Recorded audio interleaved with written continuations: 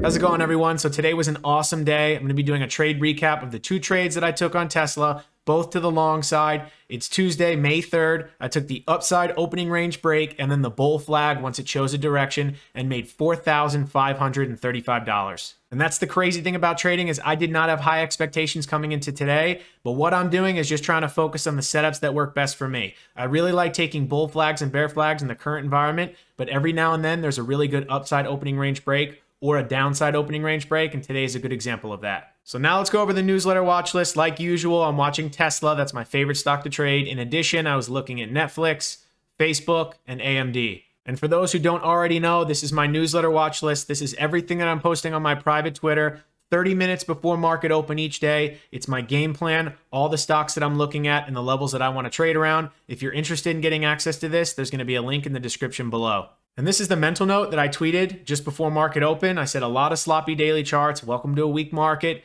Ton of back and forth action. Have to be open-minded both ways and patiently wait for quality setups to avoid trouble. Wait for trend, then scalp it. So we're currently in a weak market, but just because it's weak does not mean that it goes down every single day. Those bounces can be very aggressive. Being that it's a back and forth market, you can have a really strong day that's then followed with weakness, or vice versa, a weak day that has a strong bounce day. So you have to be open-minded every single day coming into market open. Maybe have an idea of what things could possibly do if they hold certain levels, but being that this is a weak market, it's going to be very difficult to trade, a lot of back and forth. So you have to be very open-minded because it can change super fast. So now let's quickly get into the technicals, starting with SPY. Said that it was a reversal day yesterday. Ended up getting back above 410, which is good for the bulls. Short-term strength could continue just for a bounce. First has to clear prior day high and stay above. Has room to 420, 422. Breaks pre-market low and stays below. Bears could easily take back control. Has room to 407, 405. And now the Qs. So a reversal day yesterday too. Reclaimed prior day low and held it. Short-term strength could continue just for a bounce, but has to clear pre-market high and stay above.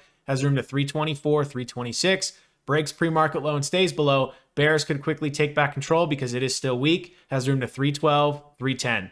And now Tesla, so a reversal day yesterday as well and back above 900. It is still weak, but could continue for a bounce if it clears pre-market high and stays above. Has room to 925, 935. The 9 EMA on the daily is at 924.19, which could be resistance.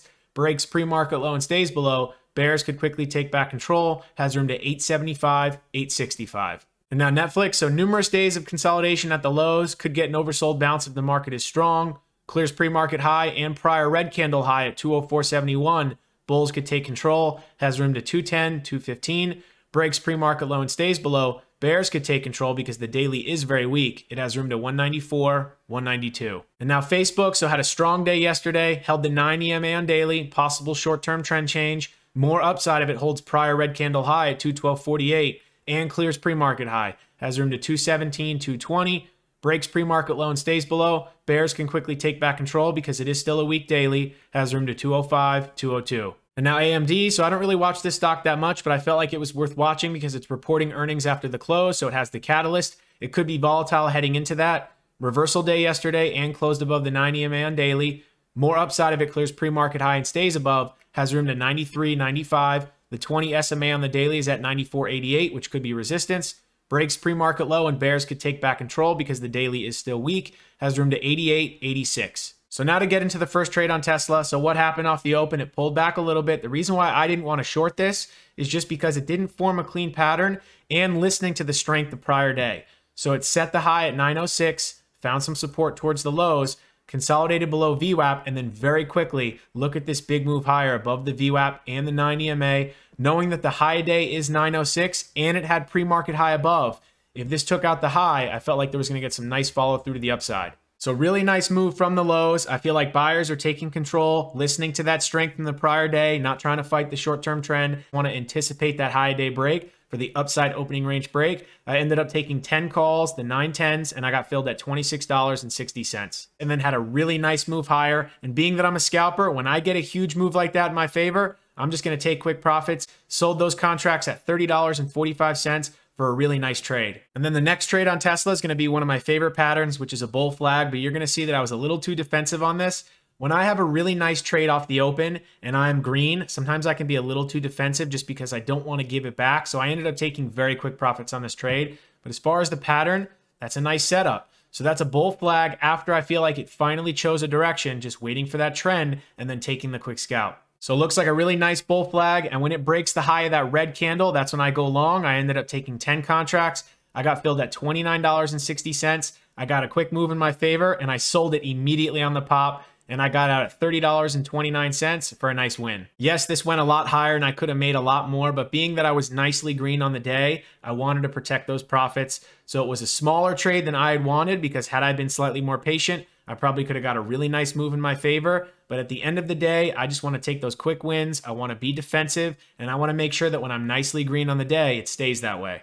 So now let's go check out the P&L. Ended up making $38.50 on the first trade and $6.85 on the next, to be up $4,535, which is an awesome green day. So that was the trade recap. I appreciate you watching the video. Feel free to like and subscribe, and I'll see you in the next one. Thanks for sticking around to the end of the video. I just want to talk about a couple cool things that I have to offer. The first is going to be my newsletter watch list. This is exactly what I post on my private Twitter 30 minutes before market open every single day. I do a quick analysis of the overall market, the SPY and the Qs, if there's any major market news that day, and then all the stocks I'm interested in watching. It's usually 4 or 5, if there's any major news tied to them, and all the levels that I think are in play.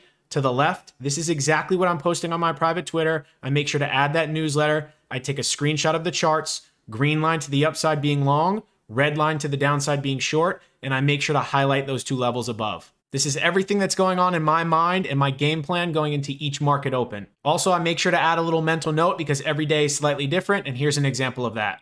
And if you want something that's a little bit less of a commitment, I do offer a live one-on-one call for 1 hour. This is where you can ask me questions about my journey, go over setups specifically, everything that I've gone through as a trader. Whether you're beginner or advanced, this is a great way to connect with me. So if you're interested in my private Twitter or the one-on-one live call, feel free to go to callmattdiamond.com or check out the links in the description below.